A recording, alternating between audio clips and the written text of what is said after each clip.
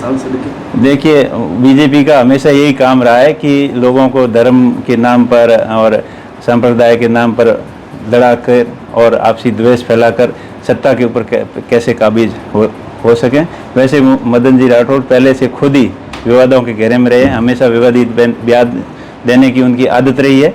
और वो कांग्रेस के जब चुनाव थे 2023 के, तो खुद किधर घूम रहे थे जो कांग्रेस के बारे में इतनी बुराई करे, ऐसा सबको पता है लोगों को। आपका एक बयान है जिसमें आप कह रहे थे कि हिस्ट्री सीटर लोग मुझे देशभक्ति ना सिखाए, वो क्या कुछ किसके बारे में था? देखिए, बीजेपी के लोग हमेशा धर्म की राजनीति और नफरत और द्वेष फैलाकर सत्ता के अंदर काबिज होना चाहते हैं। बाकी धरातल पे कोई बड़ी योजनाओं के ऊपर काम कुछ नहीं किया है। घोषणाएं बहुत बड़ी बड़ी करते रहते हैं, लेकिन धरातल पे कुछ नहीं काम हुआ है। जो अपने आप में देशभक्त कहते हैं अपने आप को और देशभक्ति के सर्टिफिकेट बांटते घूमते हैं, और जो जिनका पृष्ठभूमि क्या है क्या नहीं है वो किसी से छुपी नहीं है। और घोषणाएं चाहे उनके कार्यकाल में हो बहुत सारी की है। बाड़मेर जैसलमेर बालोतरा की बात करें तो यहाँ एयरपोर्ट की घोषणा की थी, उसके ऊपर कोई काम नहीं हुआ। बाड़मेर जैसलमेर भाबर रेल परियोजना की कई बार घोषणाएं हुई। पिछले 10 साल के अंदर कम से कम 3-4 बार बड़े बड़े अखबारों में होर्डिंग आ गए कि ये होने वाला है, उसका काम नहीं हुआ।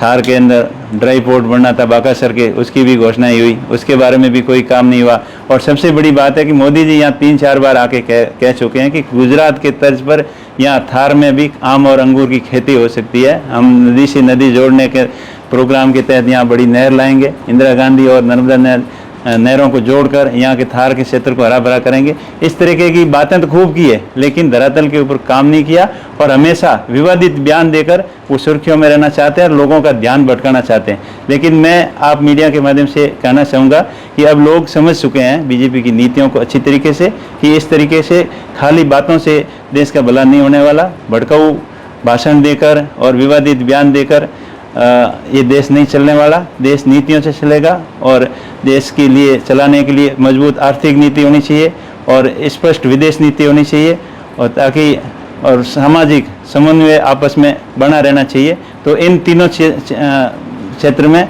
बीजेपी की फेल्योरिटी रही है और अब लोग अच्छी तरीके से भली भांति समझ गए हैं कि इस बातों से काम नहीं चलेगा। देश के चलाने के लिए सबको साथ में लेके चलना होगा और सभी धर्मों का, सभी जातियों का मान और सम्मान बराबर रखेंगे, तभी देश का डेवलपमेंट होगा। और देश के डेवलपमेंट के लिए अच्छी आर्थिक नीति, अच्छी विदेश नीति और अच्छी औद्योगिक नीति होगी, तभी देश आगे बढ़ पाएगा। आप लोगों के माध्यम से मैं सभी क्षेत्रवासियों से अपील भी करता हूं कि कल ज़्यादा से ज़्यादा संख्या में यहाँ पधारें और ये देश के सैनिकों के सम्मान में ये बड़ा प्रोग्राम है और इसमें ज़्यादा से ज़्यादा आकर सैनिकों का मान और सम्मान बढ़ाएं। धन्यवाद। अमीन खान, देखिए, अमीन खान जी बुजुर्ग नेता है और पार्टी से नो डाउट जुड़े हुए थे, लेकिन ये मामला ये निर्णय करना ये मेरे हाथ में कोई नहीं है। पार्टी के शीर्ष नेता जो तय करेंगे वही होगा और पार्टी नीतियों से चलती है, कौन कहाँ किसका सपोर्ट करता है और किस समय कौन कहाँ रहता है, ये पार्टी की गाइडलाइन और सीनियर नेता तय करते हैं, ना कि कोई यहाँ का स्थानीय या मैं करता हूँ। क्या सर आपके लोकसभा चुनाव के समय जब कांग्रेस ने आपको टिकट दी, क्या अमीन खान आपके खिलाफ मोर्चा खोली हुई थी? देखिए, कांग्रेस पार्टी ने टिकट दी और पूरी बाड़मेर जैसलमेर की बालोतरा की जनता का सबका सहयोग था और आम आदमी ने कांग्रेस पार्टी को सपोर्ट किया, तभी कांग्रेस पार्टी की जीत हुई। ना कि एक आदमी के सपोर्ट करने से या एक आदमी की विरोध करने से ना तो कोई पार्टी जीतती है नहीं हारती है। जब लोगों की भावनाएं होती है, जन भावनाएं होती है और लोगों का सहयोग होता है, तभी पार्टी जीत पाती है और सब लोगों ने अच्छा सहयोग किया था। अमीन खान ने भी सहयोग किया?